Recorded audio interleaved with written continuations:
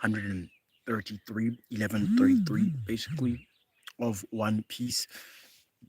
Okay, very interesting episode. Had a lot of package in it.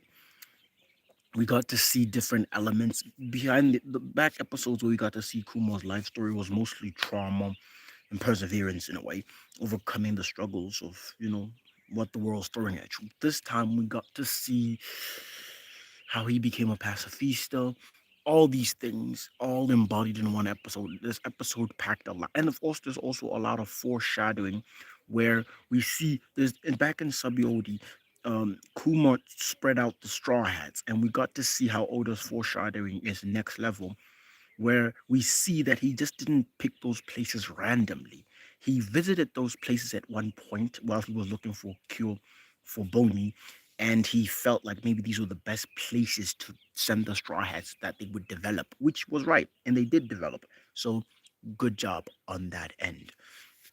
We also more as a pastor, as a tyrant, as a king, as a, a, a pirate, as a revolution army member. We got to see many variables of him. We even got to see him find out more about his heritage with Dr. Vegapunk. Dr. Vegapunk finally makes an appearance. We finally get the connection. We've always, obviously, we had suspected, we had an idea of how this thing comes, but we wanted to see it. And of course, Bonnie's devil fruit powers, the age fruit, whatever it's called. We got to see it in action for the first time, so it was very lovely. The episode was well put together, and of course, we got that William Dafoe a Mimi cameo in there as well, so that's great. We also got to know why the Pacifista are called Pacifistas because uh, Kumo called himself just a timid pacifista, which is great. That why didn't Vegapunk give him some, naming rights to that? Of course, he was cloning him. Of course, we got to see. I feel like Vegapunk played him dirty. At the same time, I understand he's helping his daughter out, and he's willing to give everything.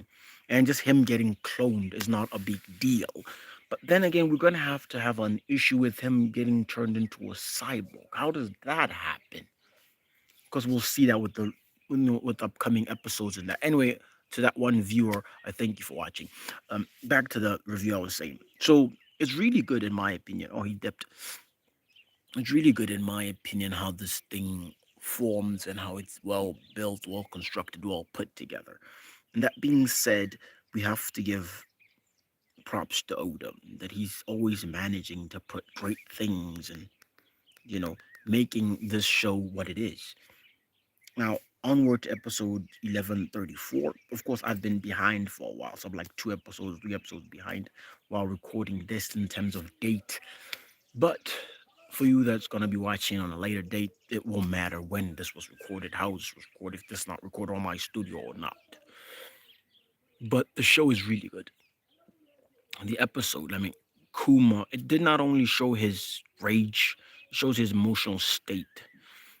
His tears as his whole village, his whole country burned down because some prick is imitating a celestial dragon. And you could feel the rage of pain.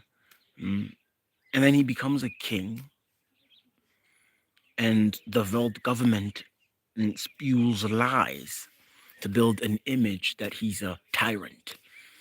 And then, of course, him destroying, like, dude was a one man wrecking ball, basically. Dude, in his little boat, like, destroyed a whole fleet of navy, and in one sloop attack. That's when he got his bounty. That's when he became a pirate. So great. I suspect him giving out his body uh, to the government is what's gonna make him a warlord. And it was nice that he actually kept his promise to Bonnie that when she turns 10, he's gonna, travel with her, in which he did. Of course, he put her in a barrel so she wouldn't be exposed to light, but still, it's very nice. I mean, like doing all that for your adopted daughter, it's nice. When you even had the opportunity to marry the girl whose that child is mother is. Like he had that opportunity. The girl literally asked him to marry me, and he was like, "No, I can't bring Buccaneer blood into this world." Ends up looking after a girl who's not his, but it's very nice. I have to say, it's real nice. It's a nice touch by Oda. Anyway, thanks for watching. I'm out here in nature, living lavishly. Not really, but you get my point. Adios. Thanks for watching, and let's hang out another time. I'm gonna hit that like and support.